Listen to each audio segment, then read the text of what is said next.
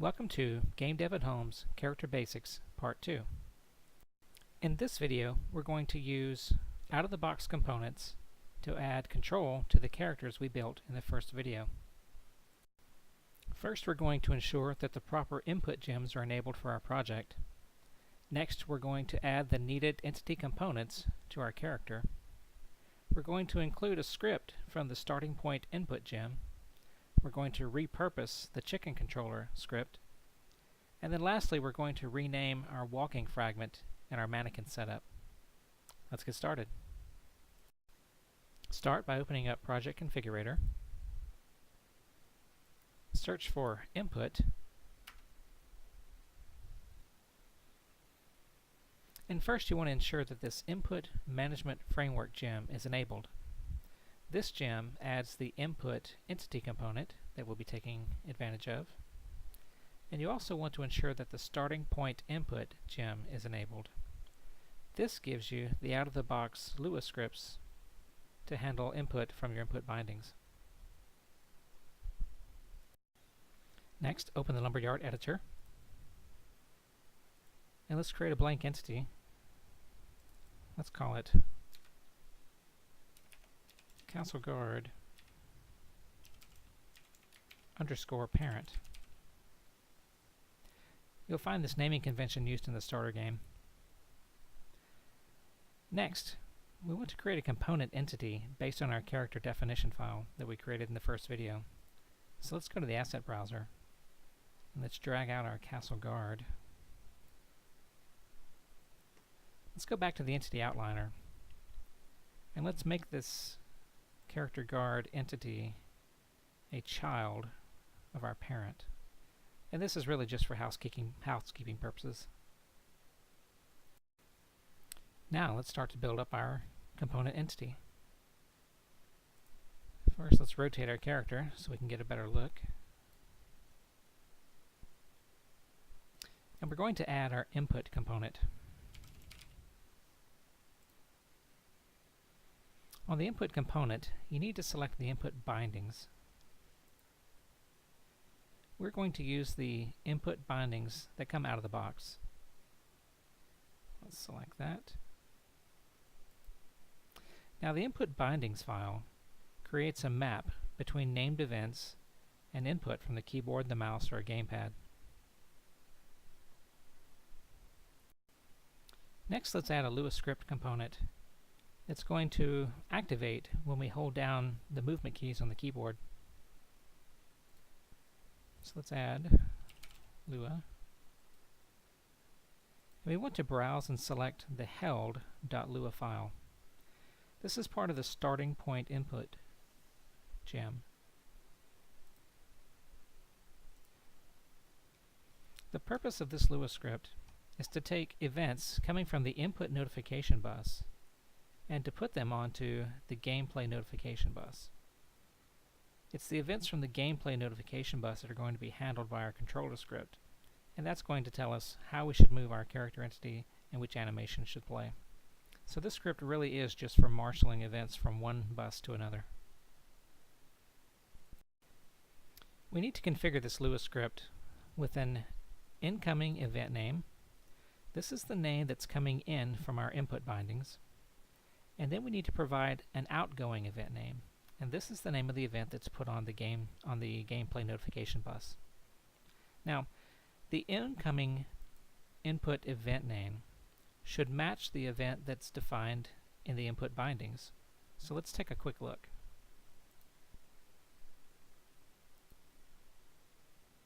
Here's our input bindings. And you can see that there's an event group called nav forward and back, and it contains mappings to the W and S keys, and then also a gamepad controller. So for the incoming input event name, we need to match this exactly. So that would be nav forward back. The event that we put on the outgoing on the gameplay notification bus is going to be exactly the same.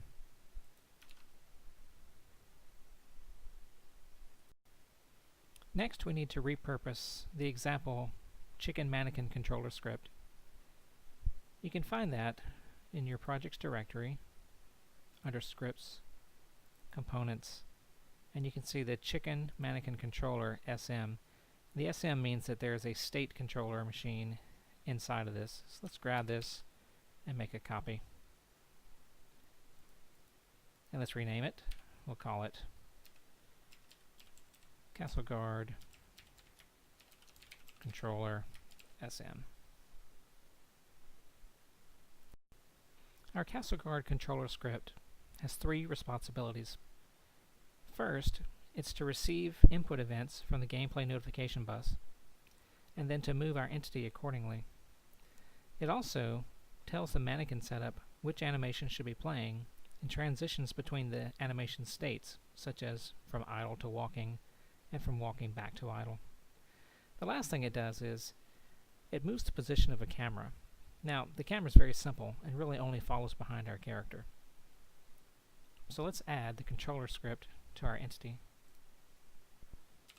This is a new Lua script controller component. Yeah, I'm totally goofing that. Let's browse to the file we just made. And notice the configuration for camera. We don't have a camera, so let's add one. Let's create a child entity of our Castle Guard parent. Let's call it camera. And let's include the camera component.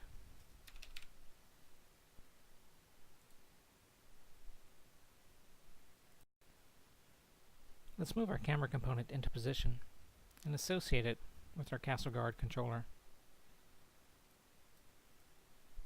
Move that guy up a bit. Now let's select our entity and let's drag across there. Now let's see what happens when we run. Notice that the camera moves ever so slightly from its position here in the editor to when it actually begins executing. And the reason is there is hard-coded values, a hard-coded distance and height by which the camera is positioned relative to the character. We'll fix that later. But now let's finish adding the components to get our character moving.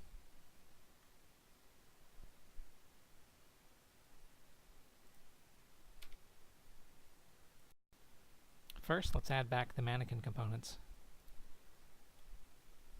Here's our mannequin. And let's browse to the controller definition.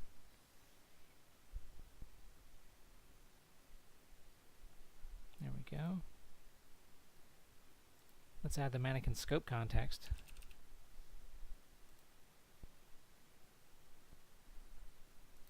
And our animation database.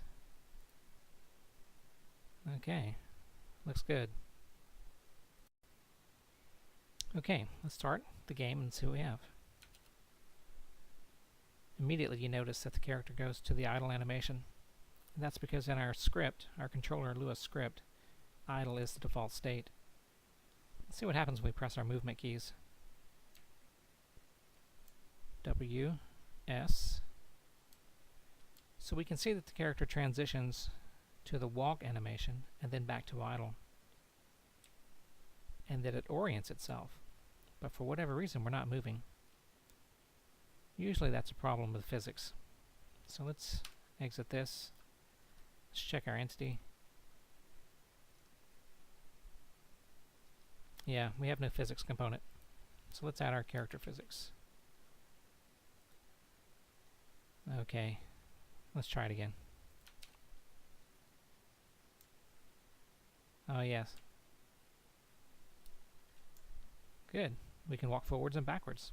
And when we stop, we transition back to idle. Let's add our left and right commands. To handle the left and right key events, we need to add another Lua script component. And again, we're going to reuse that out-of-the-box held script. So that's down in our input gem, and it's held. And again, we need to reference the name of the event defined in the input bindings for left and right. And we need to pop that guy onto the gameplay notification bus.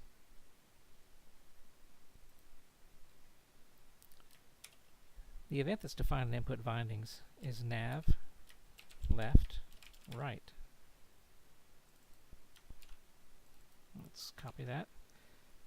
And again, if you're not certain, you can go back to the input bindings and just double check. So we have forward and back, and then we have nav left and right. And that is bound to the A and D keys, and then the gamepad thumbstick. So everything looks good. Let's run the game. Forward, back, left, and right. Okay.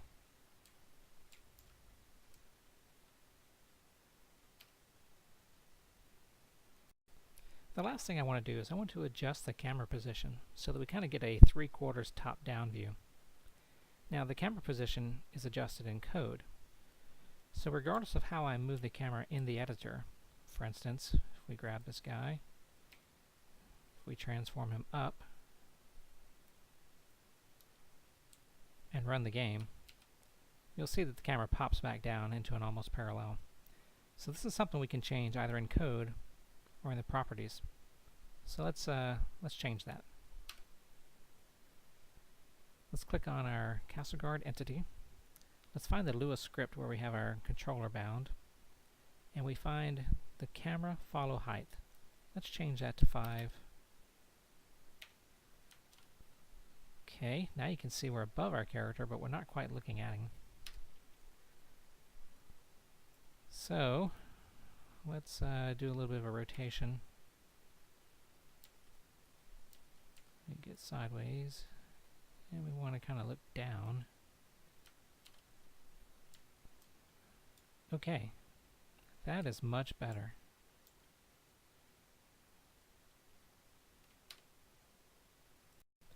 That's all for this video.